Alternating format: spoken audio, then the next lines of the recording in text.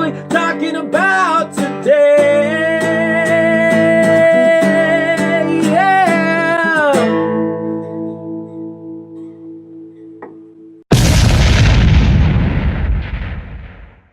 Hello everybody and welcome to another What Are We Talking About review. Today I'm reviewing the Netflix original series Glow, or also known as The Gorgeous Ladies of Wrestling. Now this is a show based off of the 80s TV show of the same name, which was a like WWF style wrestling show starring women. I was not around during the first one, but I thoroughly enjoyed this one. It's got a huge ensemble cast starring such people as Alison Brie as Ruth Wilder, Betty Gilpin as Debbie Egan, Sydelle Noel as Cherry Bang, Brittany Young as Carmen Wade.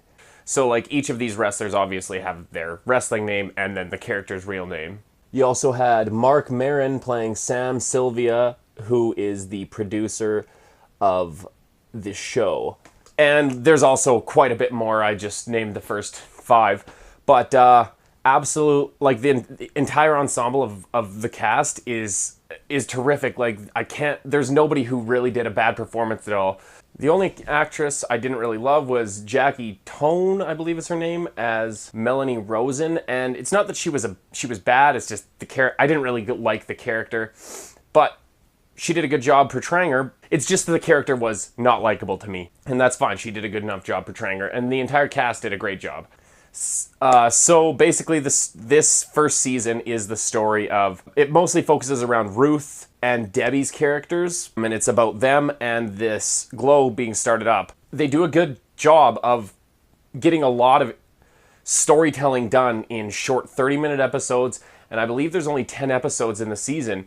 It's a pretty quick show, but you feel like you've spent a lot of time with these characters. This is some of the best wrestling related show I've seen in a long time. I really enjoyed the part would have been like the 3rd or 4th episode. Betty Gilpin's character, Debbie, is unsure about this whole wrestling thing and she kind of thinks it's dumb. So a couple of the characters, Machu Picchu and the one girl I just mentioned there that I said I didn't like very much, they take her to a real wrestling match and she gets to see what it's like, and they're explaining to her the story behind what's going on in the ring, and she has a sudden realization of, holy crap, this is a soap opera. That's something I know, which it was a hilarious scene, and it's true. Like, that's what wrestling is a male soap opera. And so this is just another version of that. And so it was a great moment in the show where she had this moment of realization. There was also a couple of good emotional beats. One that was really powerful was the character of Machu Picchu, who she comes from a wrestling background, and this was something she was doing on her own. She wasn't really undergoing the help of her dad or anything like that. And so it was a lot of growth for her, and she was obviously very nervous and stuff like that. And when it came to this final match, when they're finally doing the filming of the show, she's kind of almost having an anxiety attack, a panic attack, unable to go on. She's in the ring freezing up, and then her dad, who she said wasn't there because she hadn't been talking to him, he showed up anyways. He supported her even though she didn't ask for it, which was awesome. And he started a crowd chant of Machu, Machu, Machu, and it got the whole crowd going, and it raised her energy level enough that she was able to go on and complete the match. And it was an absolutely fantastic moment in the show. There was also another great moment where in that same episode, the final episode there, they make you think that the show it might get ruined because of some things that happen. Debbie is not there. She's not going to perform the show. She's going to go get back together with her husband instead. And a couple other things happened. Sam wasn't there, the producer. He had to go do something else with his daughter. And it makes it seem like everything's going to go wrong, but things are working and then things aren't working, and it goes back and forth. And then there's the moment where it's supposed to be the final match, the tag team between the Soviet superpowers of China and Russia versus the 2 old grannies. And the 2 old grannies get their asses beat pretty handily. And then Russia turns on China, and Russia's just standing there. She's the winner of this week's match. She says, like, who's gonna face me? No one here can face me. And then there was that moment where Debbie stands up and she's like, I'll fight you.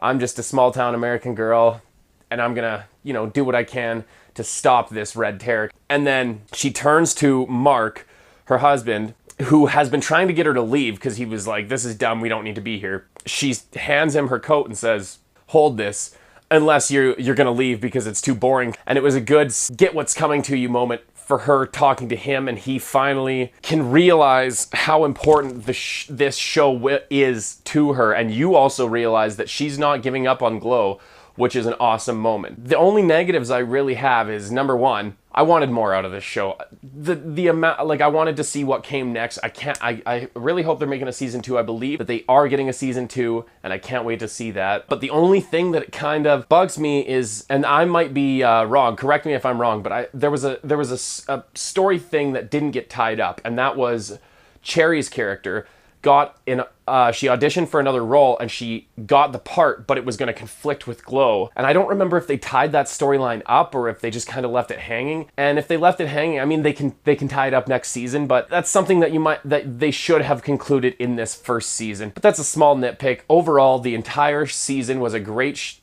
season of television. I absolutely loved it. It brings back those wrestling nostalgia feels, because I used to watch wrestling when I was younger, and definitely has those feels to it.